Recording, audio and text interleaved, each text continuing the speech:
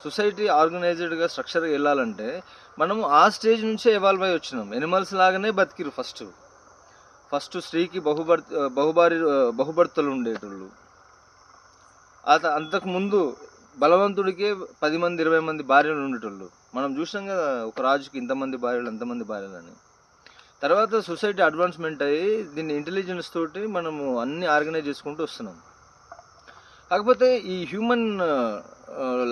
Human నేచర్‌లో animal instinct అనేది కొంతమందికి అది క్యారీ అయితా ఉంటది. ఎందుకంటే స్టార్టింగ్‌లోనే కొత్తగా హ్యూమన్ లైఫ్‌లోకి వచ్చినోళ్ళకి ఇంకా లక్షణాలు అనేటివి పోవు.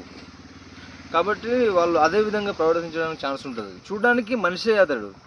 కాకపోతే అతని బిహేవియర్ గానీ, అతని క్యారెక్టర్ గానీ, అతని way of living life style గానీ అంతా కూడా యానిమల్ లాగా ఉంటది. ఎందుకంటే వాడు అక్కడి నుంచో వచ్చిండు, మళ్ళీ అదే ఇష్టపడుతుంటాడు. కానీ ఆడు మళ్ళీ వెనక్కి తిరిగిపోవడానికి ఉండదు. మళ్ళీ ముందుకే వెళ్ళాలి ఆడు. ఓషో చెప్పినట్టు పోలిగామస్ అనేది సొసైటీకి ఏ విధంగా కూడా యూజ్ కాదు. మళ్ళీ ఇప్పుడు ఏదైతే అడ్వాన్స్మెంట్ అవుతుందో అది ఇట్లాంటి వాళ్ళతో అడ్వాన్స్మెంట్ అవుతలేదు. సొసైటీ అడ్వాన్స్మెంట్ అనేది క్యారెక్టర్ ఉన్నటువంటి వాళ్ళే దీన్ని ఫార్వర్డ్ తీసుకెళ్తున్నారు. మనం బాగా గమనిస్తే గొప్ప విజయాలు సాధించిన వాళ్ళందరూ ఈ పార్ట్నర్స్ విషయంలో కూడా కరెక్ట్గానే ఉంటారు. వాళ్ళు మల్టిపుల్ పార్ట్నర్స్ ఉన్నోనికి ఆ ప్యాషన్ ఎందుకు వస్తుంది? ఈరోజు ఇది కాకపోతే రేపు ఇంకోటి అని అనుకున్నప్పుడు ఆ ప్యాషన్ రాదు.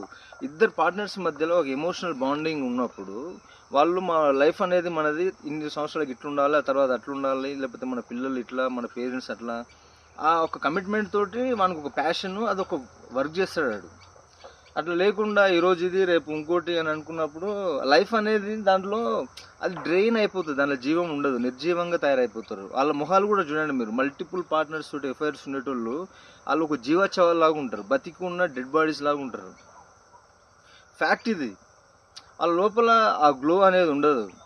చూడడానికి బ్యూటిఫై ఉండొచ్చు, అందంగా, అంటే స్ట్రక్చర్ అంటే ఫేసు, ముఖ కవలికలు అన్నీ కరెక్ట్గా ఉండొచ్చు, తర్వాత వైట్గా ఉండొచ్చు, కానీ ఆ లోపల ఆకర్షణ అనేది ఉండదు. ఎందుకంటే వాళ్ళ లోపల ఉన్నటువంటి ఆ ఇన్నర్ కోర్లో వాళ్ళు చేసిన తప్పు అనేది వాళ్ళకి తెలుస్తుంది. ఎందుకంటే మనిషి అట్లా బ్రతకడానికి రాలేదు. ఎనిమల్కి అది కరెక్ట్, హ్యూమన్ బీయింగ్కి అది కరెక్ట్ కాదు. ఎందుకంటే వీడు జస్ట్ సెక్స్ కోసమే కాదు మనిషిని క్రియేట్ చేసింది. వీడు ఈ హ్యూమన్ లైఫ్లోనే ఎన్లైటన్ కావాలి. అల్టిమేట్ లక్ష్యం ప్రతి ఒక్కరిది. తస్మాత్ యోగి భవ అర్జున అన్నాడు కృష్ణుడు. అందుకని ప్రతి ఒక్క లక్ష్యం కూడా ఎన్లైటన్ కావడం అనేది ఉంటుంది. అంతేగాని